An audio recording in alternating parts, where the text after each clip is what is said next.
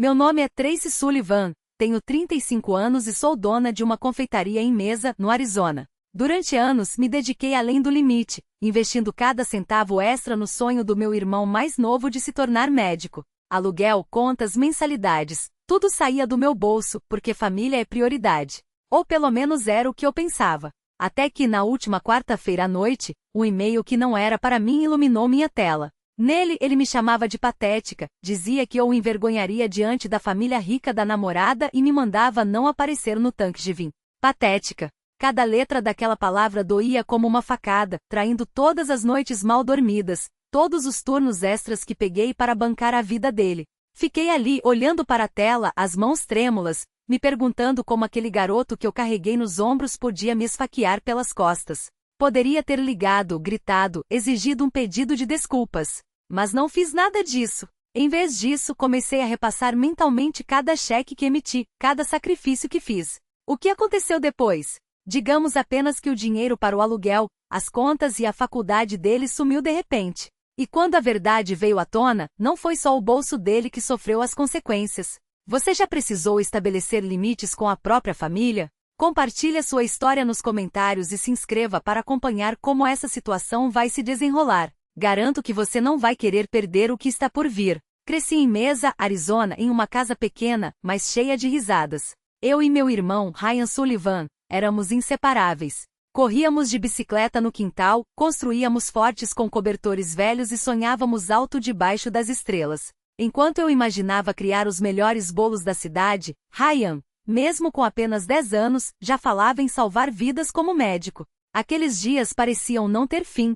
nossas vozes ecoando pelas paredes enquanto planejávamos o futuro. Meus pais, Gregory e Diane Sullivan, transbordavam de orgulho, especialmente quando Ryan trazia boletins cheios de notas altas ou troféus de feiras de ciências. Ele parecia nascido para grandes coisas. Eu, por outro lado, era criativa, rabiscando desenhos de bolos nos cadernos, mas nunca me importei com os elogios que ele recebia.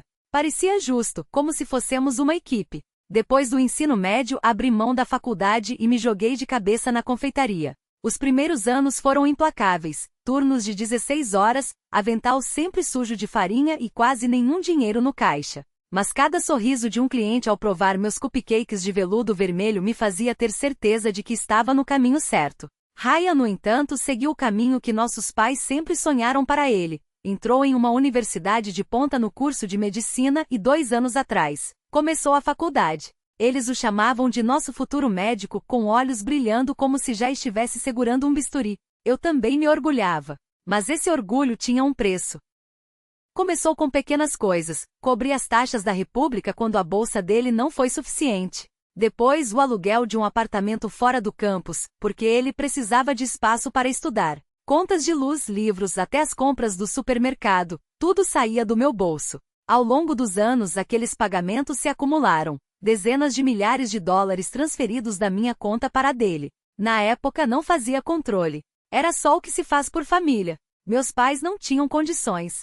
Meu pai era eletricista, minha mãe trabalhava em um banco, então eu assumi o papel. Eles ligavam depois de cada transferência, entusiasmados com as notas de Ryan, seu estágio no hospital. Ele vai longe, meu pai dizia, a voz carregada de esperança. Você está ajudando ele a chegar lá, Tracy. Mas havia algo nas entrelinhas. Ryan está fazendo algo importante. Minha mãe já soltou uma vez em um tom suave, porém cortante, não é como decorar bolos. Eu ria, fingindo não doer, mas doía. Eles comparavam, não de forma explícita, mas em pequenos detalhes, as notas dele versus minhas jornadas exaustivas, o futuro dele versus o meu presente. Eu assentia, sorria e continuava trabalhando, continuava enviando dinheiro. Não era só por Ryan. Era para provar que podia ser a irmã mais velha que ele precisava. Ficava até tarde na confeitaria, ajustando receitas, fechando as contas, enquanto fazia outra transferência para pagar a conta de luz dele. Minhas economias minguavam. Meus planos de expandir o negócio ficavam cada vez mais distantes. Mas família vem em primeiro lugar, não é? Ryan ligava de vez em quando, geralmente para agradecer ou pedir mais. Sua voz tinha uma nova confiança, como se já fosse alguém importante. Ele falava dos grupos de estudo, dos novos amigos, da pressão da faculdade. Eu ouvia e mesmo com minhas próprias contas se acumulando, continuava mandando dinheiro. A faculdade de medicina é cara e difícil, eu me convencia. Meus pais apareciam na confeitaria, mas não era para me ver. Era para falar das últimas conquistas de Ryan. Ele está sob tanta pressão, minha mãe disse certa vez, mexendo o café. Você está fazendo a coisa certa ajudando ele. Eu assentia, ignorando a dor no peito, a sensação de que meu trabalho e minha vida valiam menos. Dizia a mim mesma que era temporário, que Ryan se formaria, arrumaria um emprego e tudo se acertaria. Acreditava nele, em nós, na família que sempre fomos. Hoje, olhando para trás, vejo as rachaduras se formando. As ligações de Ryan ficaram mais curtas, seus agradecimentos mais mecânicos. As visitas dos meus pais pareciam mais checagens em nome dele do que preocupação comigo. Mas eu afastei esses pensamentos, me concentrei na próxima fornada de cupcakes, na próxima transferência. Eu era a irmã mais velha, a que mantinha tudo unido. Ou pelo menos era o que eu me dizia, até tudo desmoronar. Quando Ryan começou o 2º ano de medicina, notei que ele já não era mais o irmão que eu conhecia.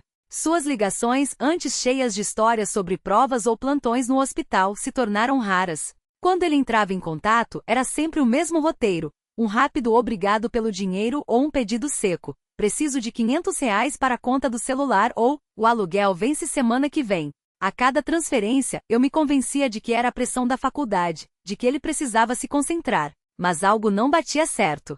Era como se ele estivesse se afastando, e eu não entendia o porquê. Até que vi suas redes sociais.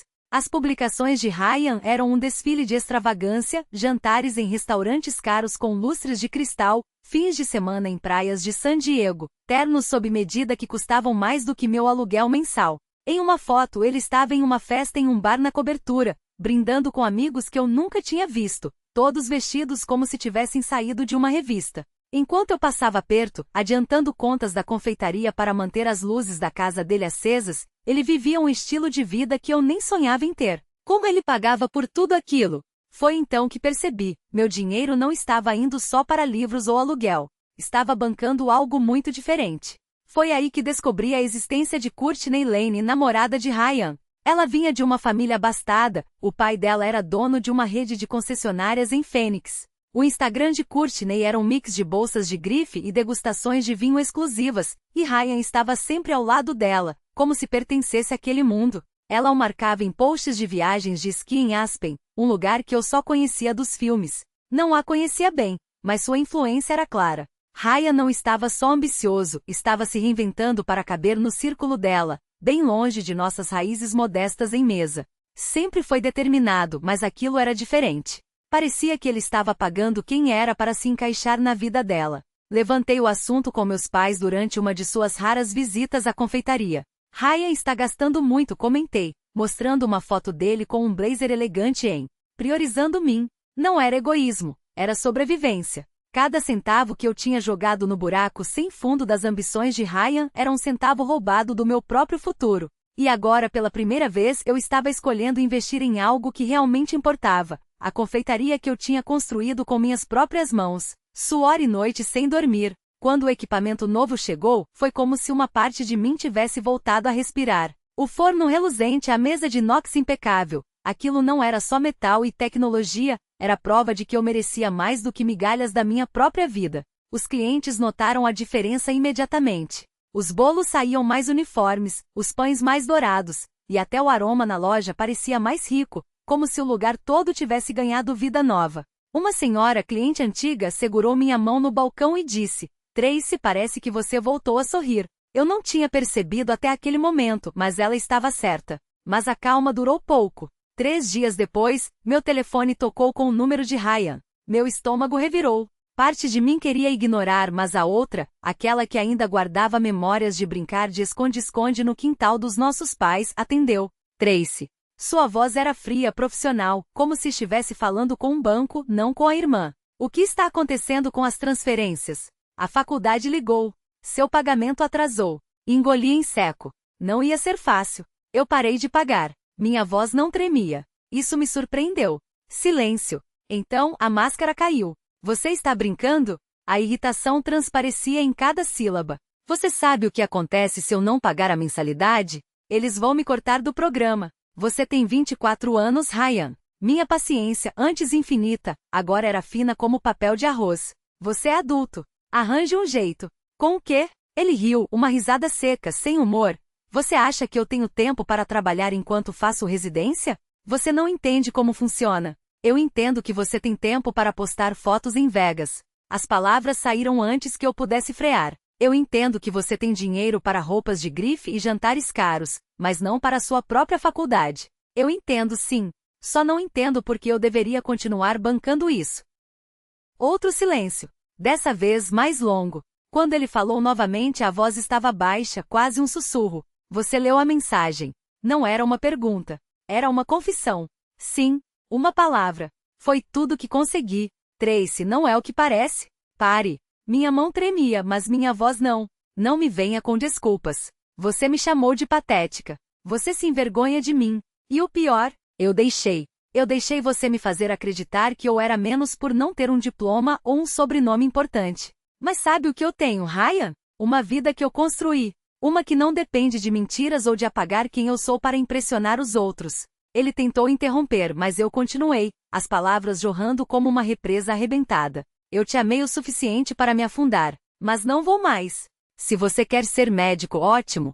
Se quer ser o namorado da Courtney e viver essa vida de faz de conta, problema seu. Mas não com o meu dinheiro. Não com o meu suor. Quando desliguei, minhas mãos tremiam tanto que quase deixei o celular cair. Mas dentro de mim, algo tinha se rearranjado. Não era ódio. Não era nem alívio. Era liberdade, aquela sensação estranha e dolorosa de cortar um membro gangrenado. Doía, mas era necessário. Naquela noite, enquanto fechava a confeitaria, olhei para as paredes cheias de fotos de clientes, de bolos que eu tinha decorado, de risadas que tinha compartilhado. Não havia diplomas ali. Não havia jantares em iates. Mas havia minha vida. E pela primeira vez em anos, ela finalmente parecia minha. As minhas mãos apertavam a borda do balcão, senti o peso de cada decisão que me trouxe até ali. Não era apenas sobre o dinheiro, era sobre o respeito que nunca tive, as escolhas que nunca foram minhas, a vida que eu deixei de viver enquanto bancava os sonhos de outro. E agora, com Ryan fora da minha loja, a porta batendo como um ponto final, uma calma estranha desceu sobre mim.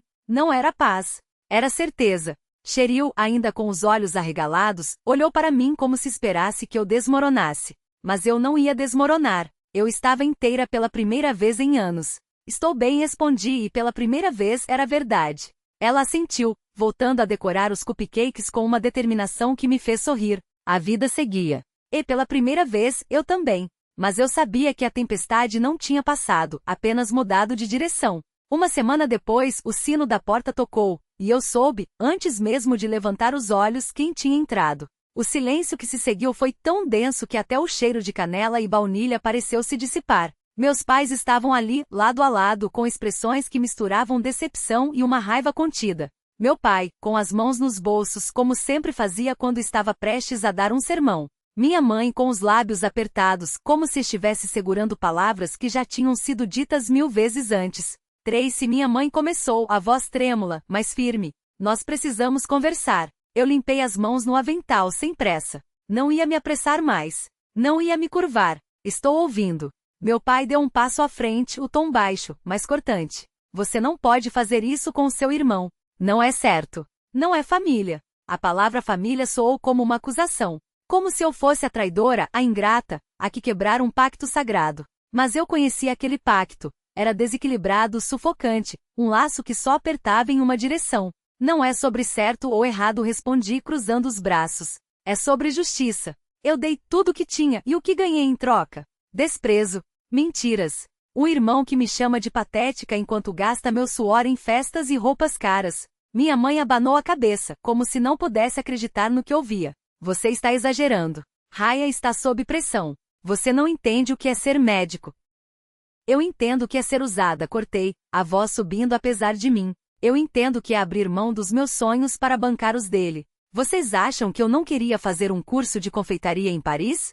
Que eu não sonhava em expandir a padaria? Mas não, porque o Ryan precisava. Sempre o Ryan. Meu pai franziu a testa. Você está sendo egoísta. Família ajuda a família. E quando a família só tira? Perguntei, olhando nos olhos dele. Quando a ajuda é só de um lado? Quando o respeito é zero? Silêncio. O tipo de silêncio que precede uma explosão ou uma rendição. Minha mãe suspirou como se estivesse cansada de mecar. Você vai se arrepender disso. Um dia, quando ele for um médico bem-sucedido e você estiver sozinha aqui, com essa padaria pequena. Eu vou estar feliz, completei, sem deixar ela terminar.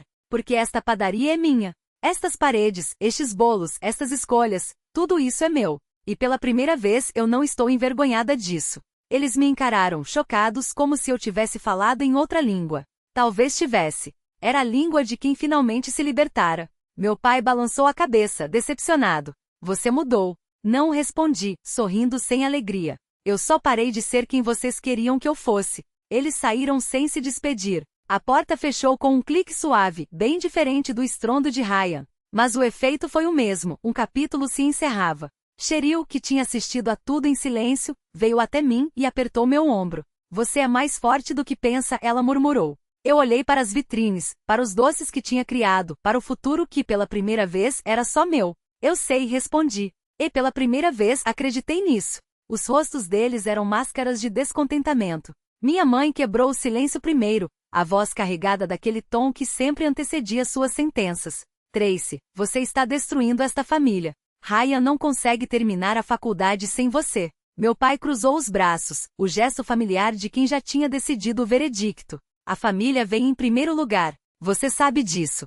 Olhei para eles, aqueles que me criaram, que aplaudiram cada passo meu na infância, agora alinhados ao irmão que me traiu. Ele mentiu para mim, afirmei, a voz firme como aço. Gastou meu dinheiro em viagens enquanto eu me esgotava trabalhando. E vocês estão bem com isso? Minha mãe balançou a cabeça, como se eu fosse a ingênua da história. Ele está sob pressão. Você deveria apoiá-lo. Ali naquela cozinha que cheirava a canela e decepção, senti a dor antiga latejar, aquela que sempre me lembrava que eu era a segunda opção, a reserva de emergência. Mas dessa vez, algo em mim não cedeu. Eu escolho a mim mesma, declarei. Acabou. Não vou mais salvar o Ryan. E se vocês não conseguem respeitar isso, acabou com vocês também. Seus olhos se arregalaram, incrédulos, como se eu tivesse pronunciado uma heresia. Mas eu não estava brincando. Nenhum telefonema, nenhuma visita, nenhum resquício de culpa. Eu os cortaria da minha vida como se cortasse uma parte podre de um bolo, preciso, sem hesitação. Quando a primavera chegou, a confeitaria floresceu junto com as flores. O forno de convecção novo e a bancada de preparo que comprei transformaram a produção. Tortas de limão com casca crocante, bolos personalizados que pareciam obras de arte. Filas se formavam na porta e contratei Cheryl em tempo integral. Pela primeira vez eu não estava construindo sonhos de ninguém. Estava esculpindo os meus. Soube por Nancy que Ryan tinha abandonado a faculdade de medicina. Sem meu dinheiro, não conseguiu pagar as mensalidades nem o aluguel. Agora trabalhava meio período em uma conveniência, morando em um apartamento caindo aos pedaços depois de ser despejado do antigo. Meus pais, descobri, lutavam para ajudá-lo. As economias que tinham, aquelas que sempre foram direcionadas para o futuro prometedor dele, haviam secado. Suas escolhas tinham peso, assim como as minhas. Hoje, olhando para trás, entendo que o respeito próprio e os limites valem mais do que qualquer lealdade cega. Passei anos acreditando que meu valor estava em me anular por Ryan, só para aprender que família não é sinônimo de aceitar desrespeito. Encontrei força no não. Encontrei a mim mesma ao escolher meu caminho, ao erguer uma vida que finalmente me pertencia. A vocês que acompanharam esta jornada, meu agradecimento. Seu tempo é o maior presente. E agora me digam, o que teriam feito no meu lugar? Compartilhem suas histórias porque é nelas que descobrimos que não estamos sozinhos. Afinal, às vezes, a coragem que achamos que nos falta está apenas esperando por uma voz que a chame.